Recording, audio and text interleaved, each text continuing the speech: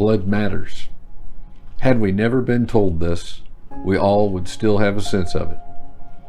I remember watching my son Andy at around age 2 when he would get a scrape, and the pain wouldn't be such a problem. Mostly he'd be fine until he'd look down at the cut knee or the cut finger and he would see his blood seeping out, and then the sense of foreboding would come over him. Oh no, he was bleeding. Blood doesn't belong on the outside, and even a 2-year-old already felt that way about it. Then as we grow older, we learn about blood. We learn that blood can transfer viruses like AIDS, and we have to handle blood with special caution. We learn that we don't cure fevers by draining the blood out of a sick person. We learn that our bodies depend on blood. In fact, 1 out of every 7 people entering the hospital needs blood. And when you donate a unit of blood, it potentially benefits 4 people. Blood matters. Leviticus 17:11, God said it matters because life is in the blood. When we talk about requiring someone's blood, we're talking about requiring life. And when we see pictures of the aftermath of some terrorist's car bomb, the pools of blood on the street are sobering because those represent someone's life. Blood matters. From the very first animal death to make clothing for Adam and Eve, to the blood of righteous Abel, to the first sacrifice that was made after Noah left the ark, to the blood requirement God said would be made for anyone who sheds man's blood, to the blood of a lamb that the Lord himself provided to Abraham on Mount Moriah, to all of the sacrifices of the Old Testament, rivers of blood around the altar from hundreds of thousands of animals, to the sacrifice of a pair of doves or 2 young pigeons at the temple when Jesus was an infant, to the Passover lambs slain over the centuries all over Israel, right on through to the Lamb of God, Christ, our Passover, as he was beaten, crucified, and pierced, and bled. Blood matters. And why it matters, God spells out in Leviticus chapter 17, verse 10. If any one of the house of Israel or of the strangers who sojourn among them eats any blood, I will set my face against that person who eats blood, and will cut him off from among his people. For the life of the flesh is in the blood, and I have given it for you on the altar to make atonement for your souls. For it is the blood that makes atonement by the life. Therefore, I have said to the people of Israel, no person among you shall eat blood, neither shall any stranger who sojourns among you eat blood. There was, behind the sacrifices of the Old Testament, a divine design. That's why it's important for us to understand them. It taught one main lesson: sin leads to death. That's what we have coming when we sin, unless there's someone else who will bear that punishment for us, bleed for us, die for us in our place. His name is Jesus. And every time we gather around the Lord's table, that's what brings us here. The life of the innocent and perfect Son of God given in our place. Today, as you take in your hands the bread and the juice, remember him. Remember his blood poured out for us.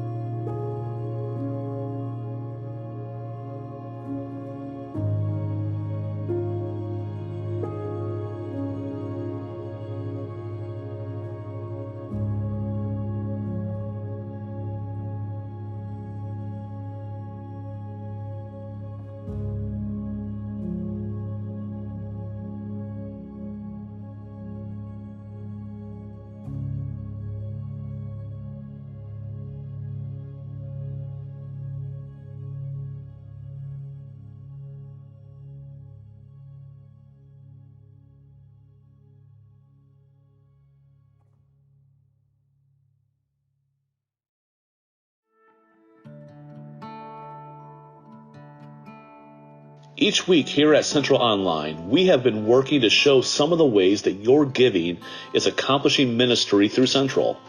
And we want to include along with that an ongoing thank you for the faithful giving of our church family. While our weekly giving is a little bit lower than our year's budgeted amount, it has still kept up well as we deal with this pandemic. That's simply because so many people have taken to heart that we need to give and that our giving is accomplishing ministry work both locally and worldwide. Please remember that you can give online through the church's website, through your own bank's online services, and you can always mail a check to the church office.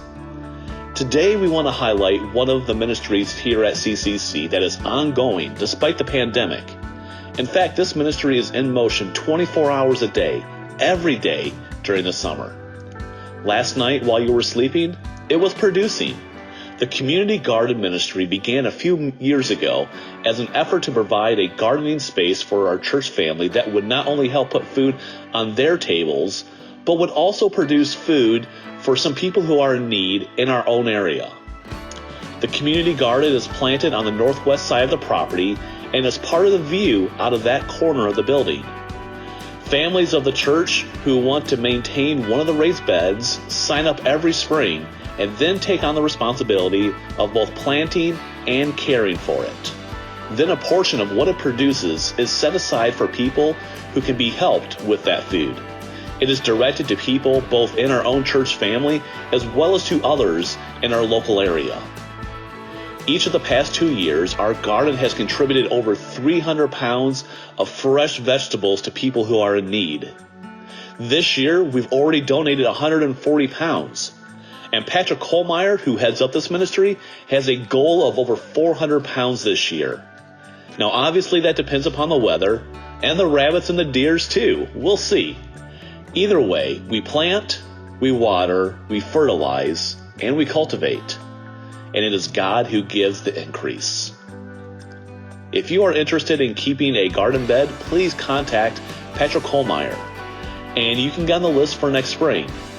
Patrick hopes to update and upgrade the raised beds for next year, but as for the rest of this summer, more and more people will benefit from the fresh food that is growing right here in our own backyard here at Central. So today, let's thank the Lord for the good food that He has given us, and for the way that it can be used to help others in need.